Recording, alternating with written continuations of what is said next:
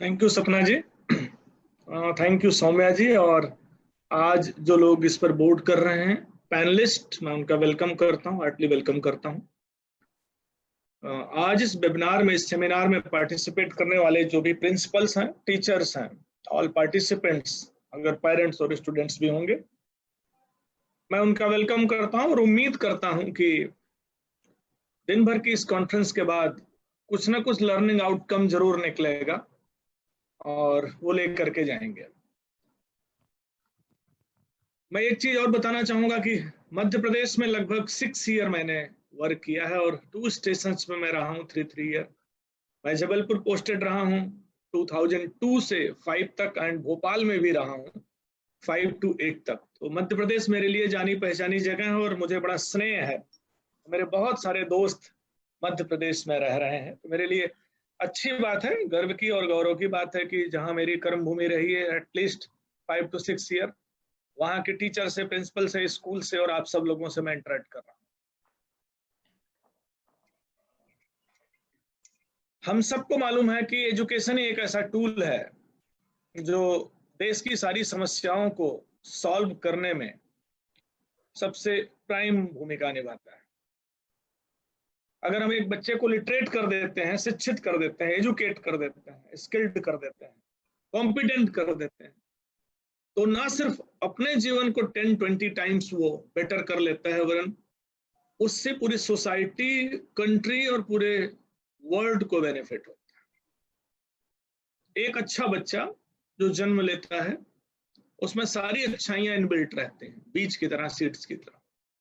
अच्छी पेरेंटिंग, अच्छी स्कूलिंग, अच्छी एजुकेशन, अच्छी स्किलिंग और एक अच्छा एटमॉस्फेयर जो सोसाइटी देती है, यदि, मैं जानबूझ के कह रहा हूं, यदि हम ये कर पाते हैं तो देश और समाज के लिए असेट हो।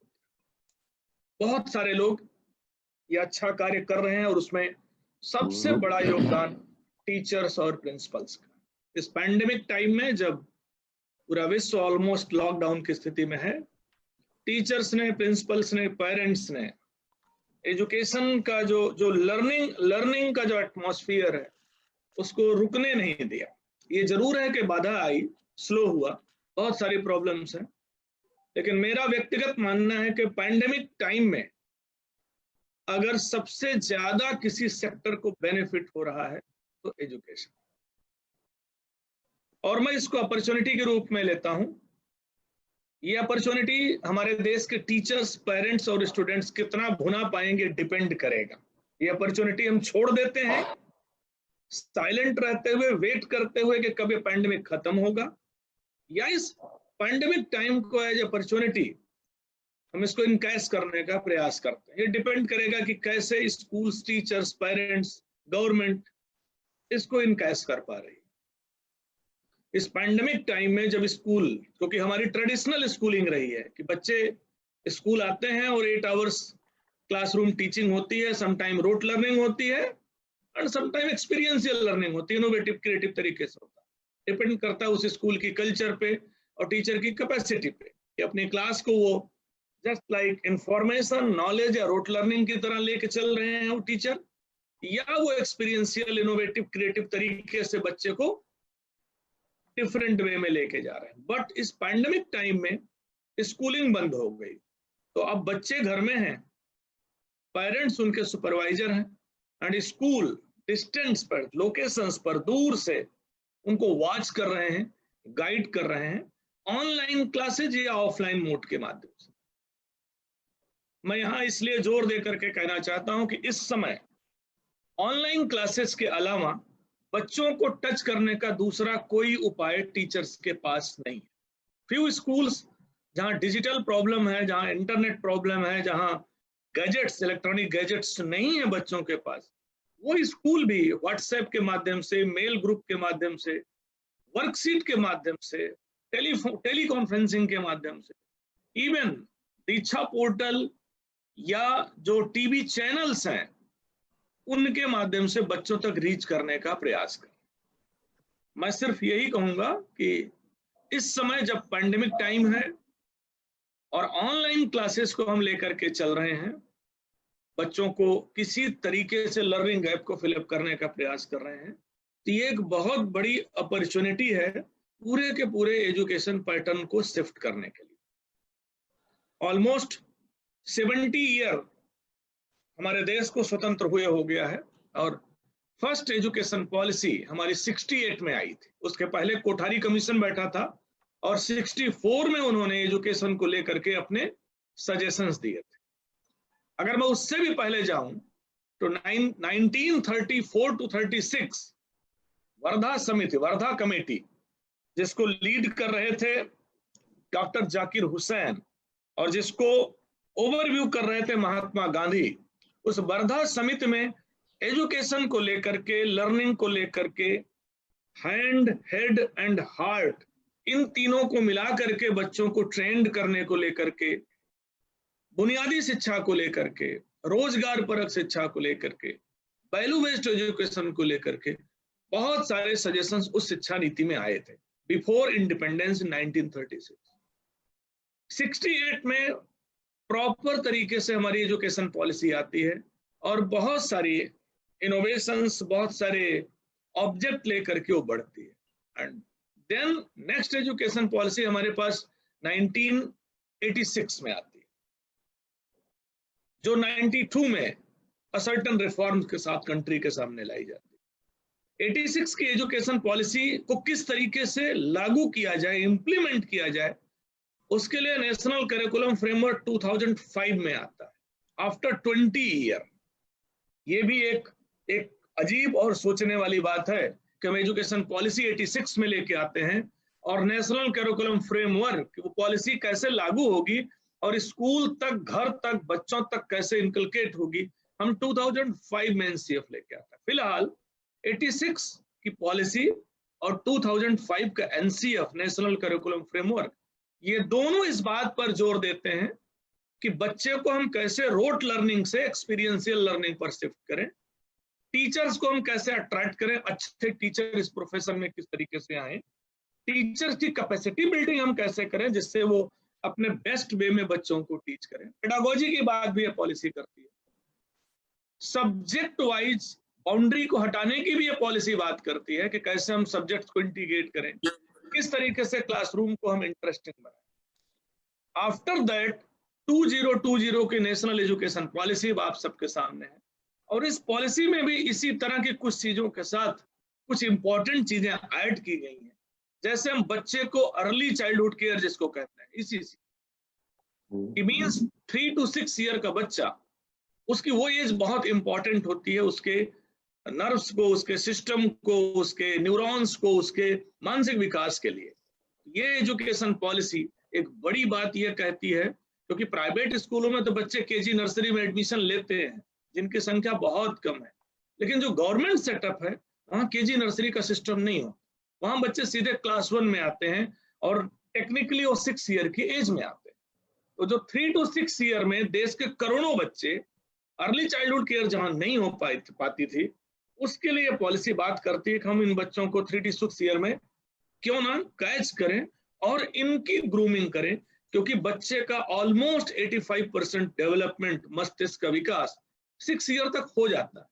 और अगर 3 to 6 ईयर हम उनके मानसिक विकास को लेकर के, उनके न्यूट्रिशन को लेकर के, उनकी हैबिट्स, उनके एटीट्यूड को लेकर के एक शेप देने का प्रयास करें तो बच्चा हमें बेहतर मिलेगा। हम नहीं कहते कि हम उसमें आइडियल तरीके से उसको निर्मित कर लेंगे, क्योंकि सबकी अपनी कैपेसिटी होती है, लेकिन ये माना जाता है कि अगर हम 6 ईयर तक बच्चे को एक शेप देते हैं अच्छी पेरेंटिंग के थ्रू और अच्छी अर्ली चाइल्डहुड केयर के थ्रू, तो बच्चा एक बेटर नागरिक और एक बेटर स्किल्ड पर्सन के रूप में सामने आता है। ये एजुकेशन पॉलिसी एक और इम्पोर्टेंट बात कहती है कि जो हमारे टीचर्स हैं उनकी कैपेसिटी को लेकर के, उन टीचर्स के रेस्पेक्ट को लेकर के, उनकी पर्सनल प्रॉब्लम्स को लेकर के हम किस तरीके से काम करें, कैसे इंप्लीमेंट करें, जैसे अच्छे लोग इस प्रोफेशन में अट्रैक्ट हों, लगातार अपनी कैपेसिटी बिल्डिंग करते रहें और क्लासरूम टीचिंग के माध्यम से या इनोवेटिव क्रिएटिव तरीके से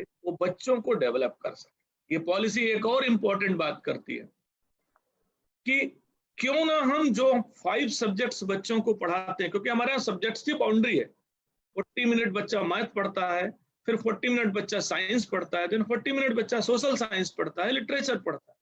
एंड ये सब्जेक्ट्स कभी भी इंटीग्रेट नहीं होते। हम मैथ को अलग लेते हैं, साइंस को अलग लेते हैं, सोशल साइंस को अलग लेते हैं, लिटरेचर को अलग लेते हैं, एंड इसके बाद एक्स्ट्रा करिकुलर एक्टिविटी। या पढ़ाई हो गई, अब चलो 1 घंटा हम स्पोर्ट्स में खेल लेते हैं, 40 मिनट चलो म्यूजिक, डांस, ड्रामा कर लेते हैं, and some other clubs, environmental clubs या वाटर क्लब या व्हाटएवर हम पार्टिसिपेट कर लेते हैं। तो ये पॉलिसी एक बड़ी इंपॉर्टेंट बात कहती है कि ऐसे खांचे में, छोटे छोटे खांचों में सब्जेक्ट की बाउंड्री में पढ़ाना ठीक नहीं है। सारे सब्जेक्ट्स को इंटीग्रेट करना चाहिए कि साइंस में मैथ भी आए, लिटरेचर भी आए, ज्योग्राफी भी आए, और जब बच्चा हिस्ट्री पढ़ रहा तो उसमें भी मैथ पढ़े, उसमें भी साइंस पढ़े, उसमें भी लैंग्वेज पढ़े। और आप लोग सारे टीचिंग फैकल्टी से जुड़े हुए हैं, अगर आपको कोई एक किताब दे दी जाए,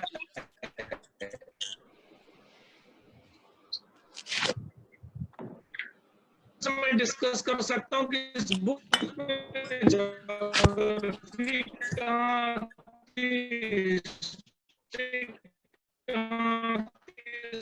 सोशल साइंस कहाँ था,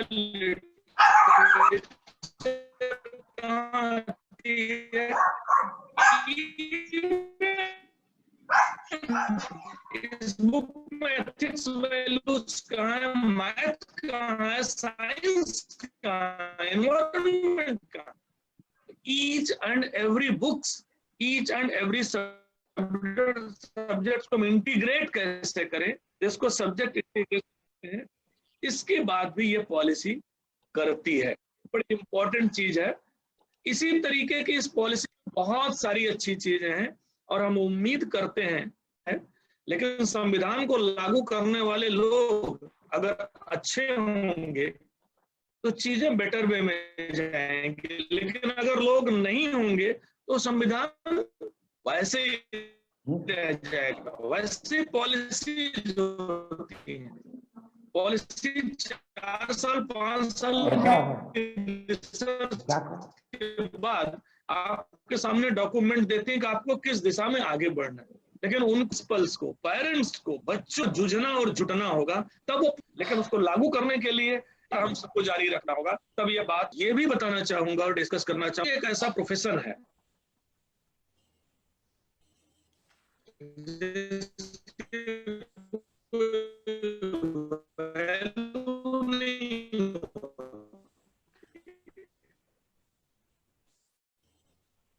अगर कोई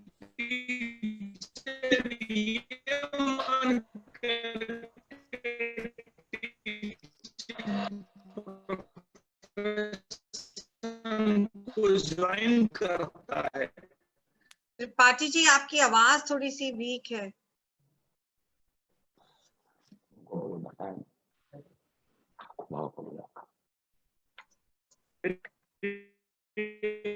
आवाज आ रही सपना जी? अभी आ रही है। अब आ रही है, थोड़ी बीच में चली गई थी बिल्कुल। Okay, hello. Yes, you're back sir. Okay, thank you. मैं इस फोरम पर अपने सारे टीचर से और प्रिंसिपल से एक्सपेक्ट करता हूं, उम्मीद करता हूं और रिक्वेस्ट करता हूं कि सबसे पहले तो अच्छे लोग इस प्रोफेशन को ज्वाइन करें बाय चॉइस। ऐसा ना हो कि वो यहाँ आकर के कंपेयर करें सैलरी के लिए, पावर के लिए, अथॉरिटी के लिए, क्योंकि वो चीजें शायद यहाँ उनको मिसिंग होंगी। तो अगर teacher faculty by profession, by choice इसको ज्वाइन करेंगे तो शायद अपने लिए भी जस्टिस करेंगे और स्कूल और बच्चों के लिए। तो मेरा पहला निवेदन है और मैं बार बार इस चीज को कहता हूं,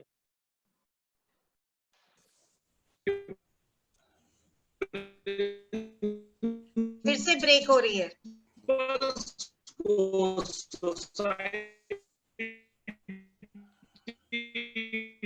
को management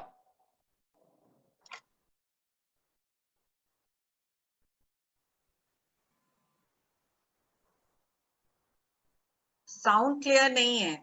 I think so. His Okay. range. Okay.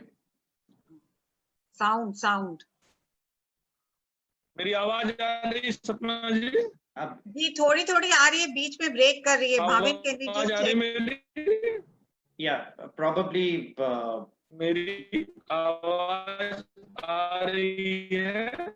नहीं आ रही है। no. It's little bit. I think so. You have a range issue, or we move on to. Okay. Now it is back. अभी आ रही है, आप हॉटस्पॉट से कर लीजिए या तो, अगर रेंज इशू है तो। ठीक है, अभी मेरी आवाज आ रही है? नहीं आ रही, नहीं आ रही। नहीं, मैंने हॉटस्पॉट पे ही लिया है। हाँ Okay, अब आ रही है। Just wait. हाँ अब आ रही है, अब आ रही है। ओके ओके हाँ Yes, this is good. हाँ ओके, थैंक यू। मैं फिर अपनी बात को वापस उसी मुद्दे पर लाता हूं कि अच्छे टीचर और अच्छे प्रोफेशंस हाँ। में लोग मैनेजमेंट को भी प्रयास करना है और लोगों को भी कि ऐसे लोग ज्वाइन करें जिनकी चॉइस हो, जिनको इस प्रोफेशन में आनंद आता हो, जो पैशनेट हो, जो जुनूनी हो, जो कैपेबल हो। क्योंकि अगर ऐसे लोग इस प्रोफेशन में आएंगे जो नौकरी ढूंढने के लिए आ रहे हैं कि उनको सैलरी मिले, तो शायद ये बेनिफिट उनको इस जॉब में नहीं मिलेगा। दूसरी चीज, मैं जो टीचर्स जो ज्वाइन करते हैं, मैं मैनेजमेंट और प्रिंसिपल से एक्सपेक्ट करता हूं कि उनकी कैपेसिटी बिल्डिंग को लेकर के लगातार उनको ट्रेंड करते रहें, विश्व स्तर पर वर्ल्ड वाइड जो भी चेंजेज आ रहे हैं उनको अवेयर कराते रहें, जिससे वो लगातार नई पेडागॉजी और नई टेक्निक्स के साथ क्लासरूम में जा सके। क्योंकि पूरे एजुकेशन सिस्टम के जो स्पाइन है, देखिए हम एजुकेशन की बात करते हैं कि एजुकेशन चाइल्ड सेंट्रिक होनी चाहिए, लेकिन अल्टीमेटली इस पूरे सिस्टम में जो स्पाइन है, जो सेंटर पॉइंट है, वो टीचर्स होते हैं। अगर हमारे टीचर्स कैपेबल नहीं होंगे, ट्रेंड नहीं होंगे, इनोवेटिव क्रिएटिव नहीं होंगे, अच्छे कम्युनिकेटर नहीं होंगे, पैशनेट नहीं होंगे, तो शायद उस स्कूल या उस क्लासरूम या उस पूरे एजुकेशन सेटअप का बड़ा नुकसान होगा। तो मैं मैनेजमेंट से और प्रिंसिपल से, क्योंकि प्रिंसिपल पेडागॉजिकल लीडर होते हैं, लीडर्स होते हैं, और अगर प्रिंसिपल प्रयास करते हैं तो अपने टीचर्स को ओरिएंट करके, ट्रेंड करके, पैशनेट करके उसकी क्लासरूम लर्निंग को, क्लासरूम टीचिंग को बदल सकते हैं। मैं दूसरा निवेदन ये बार बार सारे पेरेंट, सारे टीचर्स से और स्पेशली प्रिंसिपल से ये करता हूं कि अपने जो भी टीचर्स हैं आप कृपया उनको ऑब्जर्व करें, अपने टीचर्स को आप मॉनिटर करें, अपने टीचर को कंटिन्यूअस आप असेस करें, मूल्यांकन करें कि उसकी कम्युनिकेशन लेवल कैसी, उसका बच्चों से इंटरेक्शन किस तरीके का है, उसकी क्लासरूम कितनी इनोवेटिव और क्रिएटिव है, उसके क्लासरूम में कितने प्रोजेक्ट्स और एक्टिविटीज होती हैं, उसके क्लासरूम में कितने subjects integration, art integration, sports integration होते हैं। ये ड्यूटी, ये responsibility as a pedagogical leader principals की होती है कि टीचर की क्लासरूम जॉयफुल हो, डिस्कवरी बेस्ड हो, रिसर्च बेस्ड हो, बच्चे सेल्फ ओरिएंटेड लर्निंग करें। ये एक इंपॉर्टेंट चीज है जो मैं सारे प्रिंसिपल और टीचर से एक्सपेक्ट करता हूं कि अपनी क्लासरूम टीचिंग को, लर्निंग को बदलने के लिए इस कार्य को करेंगे। और एक तीसरी महत्वपूर्ण बात, अल्टीमेटली पेरेंट का रोल एजुकेशन सेटअप में अपने कंट्री में, इंडिया में हम लोगों ने बहुत कम रखा है। पेरेंट्स ये समझते हैं कि बच्चे स्कूल जाएंगे और स्कूल का कार्य है बच्चों को एजुकेट करना, और स्कूल भी ऑलमोस्ट अपने पेरेंट्स से डिस्कनेक्टेड रहता है। ये मेरा तीसरा ऑब्जर्वेशन है इस पूरे सेटअप में, और मैं ये निवेदन भी करता हूं कि टीचर्स और प्रिंसिपल्स कंटिन्यूअस अपने पेरेंट्स से कनेक्टेड रहें, उनको इन्वॉल्व करें, क्योंकि बच्चे का जो नेचुरल डेवलपमेंट है वो घर में होगा। स्कूल तो एक तरह से रोबोट की तरह फोकस करता है। बच्चे स्कूल में डिसिप्लिन्ड भी होंगे, बच्चे स्कूल में लर्न भी करेंगे, बच्चे स्कूल में रोट लर्निंग मिलेंगे, लेकिन उनका जो नेचुरल इम्प्लीकेशन आएगा, जो एप्लीकेशन होगा, वो घर में होगा, सोसाइटी में होगा। ये तीसरा निवेदन मेरा रहता है कि पेरेंट्स को कंटिन्यूअस हम अवेयर करें, कनेक्ट करें, वेबिनार के माध्यम से ट्रेंड करें, पेरेंटिंग के बारे में डिस्कस करें, पेरेंट्स का बिहेवियर, पेरेंट्स का एटीट्यूड, पेरेंट्स का मोटिवेशन, पेरेंट्स का बच्चों से कनेक्शन बहुत इंपॉर्टेंट है, क्योंकि ये वो टाइम है जब बच्चों की ग्रूमिंग हो रही होती है। तो मैं तीसरा निवेदन इस फोरम पर ये टीचर से जरूर कहता हूं कि वो अपने टीचर को रिक्रूट अच्छे लोगों को करें, उनकी कैपेसिटी बिल्डिंग करें, लेकिन वो टीचर अपने पेरेंट्स से कंटिन्यूअस कनेक्टेड रहे, जिससे बच्चे की ग्रूमिंग में गैप नहीं आए और घर और स्कूल दोनों सिंक्रोनाइज हों, एक साथ जुड़ करके आगे बढ़े। आपसे एक प्रश्न पूछ सकते हैं, काफी जी, लोगों ने पूछा है जी। सो जी। एक छोटा सा प्रश्न है कि अगर हम इस साल, आने वाले साल में अगर एफिलिएशन के लिए जो नए स्कूल जाना चाहते हैं, कोविड के बाद NEP फॉर न्यू स्कूल्स जो एफिलिएशन के लिए जाना चाहते हैं, जी, जो 7वीं कक्षा रन कर रहे हैं, तो उसका क्या प्रोसेस होगा? वो CBSE के लिए कैसे अप्लाई करेंगे? आई थिंक हमारी वेबसाइट पर सारी चीजें अवेलेबल हैं, उनको वेबसाइट पर जाके एफिलिएशन बायलॉज को रीड करना पड़ेगा, जी, क्योंकि उसमें ईच एंड एवरीथिंग दी गई। लेकिन चूंकि आपने प्रश्न किया है तो मैं इसका उत्तर दे देता हूं कि CBSE के पास जो लोग अप्लाई करते हैं, आइदर वो 1 to 8 करते हैं और 1 to 10 करते हैं और 1 to 12 करते हैं। जी, मीन्स कि CBSE के पास हम 8 तक या 10 तक या 12 तक का डायरेक्ट एफिलिएशन लोग ले लेते हैं। जनवरी टू मार्च एफिलिएशन की डेट होती है, वेबसाइट ओपन रहती है हमारी, ऑनलाइन एप्लीकेशन हम इनवाइट करते हैं, और जब लोग ऑनलाइन अप्लाई करते हैं उसमें हमारा बायलॉज का लिंक है, उनके पास क्या क्या पेपर होने चाहिए, कितनी लैंड होनी चाहिए और क्या क्या जरूरतें हैं जिससे CBSE एफिलिएट करेगा। तो लोग वेबसाइट पर जाएं, एफिलिएशन की यूनिट पर जाएं, वहां पर एफिलिएशन बायलॉज को रीड करें, अपने पेपर्स, रिक्वायर्ड पेपर प्रिपेयर करें, और जब उनको लगता है कि बायलॉज में दी गई सारी चीजें उनके पास अवेलेबल हैं, तो उसको 1 जनवरी टू 31 मार्च के बीच फिलअप कर दे। जैसे ही उनका फॉर्म फिल होगा, ऑटोमेटिक एक उनको नंबर जनरेट होगा जो उनका स्कूल रजिस्ट्रेशन नंबर होगा। जी, जैसे वो नंबर CBSE के पास आएगा, with in few month time हम आइदर अफिलिएशन के लिए इंस्पेक्शन कमेटी नॉमिनेट करते हैं, या अगर उनमें कोई प्रॉब्लम है तो हम उनको क्वेरी जनरेट कर देते हैं। और अभी ये भी बताना चाहूंगा कि इस समय हम लोगों ने 2 बड़े परिवर्तन किए हैं कि जो नए स्कूलों ने अप्लाई किया है, कमेटी इंस्पेक्शन, स्कूल बंद है तो मुश्किल हो रहा था, हम लोगों ने एक छूट दी है इनको कि जो भी न्यू स्कूल हैं वो बिना स्कूल को ओपन किए हुए, बिना बच्चों को बुलाए हुए, सिर्फ कुछ टीचर्स को स्कूल में रखते हुए इंस्पेक्शन करा सकते हैं। ये एक सूचना मैं आपको दे दूं, तो मैं फिर जी, रिपीट करूं, तो जिनको भी अप्लाई करना है वेबसाइट पर एफिलिएशन बायलॉज को रीड करें, पेपर प्रिपेयर करें, अप्लाई करें, नंबर जनरेट करें, एंड उस पर स्टेप बाय स्टेप उनको मालूम चलेगा और एफिलिएशन प्रोसेस ऑलमोस्ट 1 ईयर में हम कंप्लीट कर लेते हैं। जी, जी। त्रिपाठी जी, धन्यवाद सो मच सर कि आप हमारे कार्यक्रम का शुरुआत किया, और आपके इतनी सरल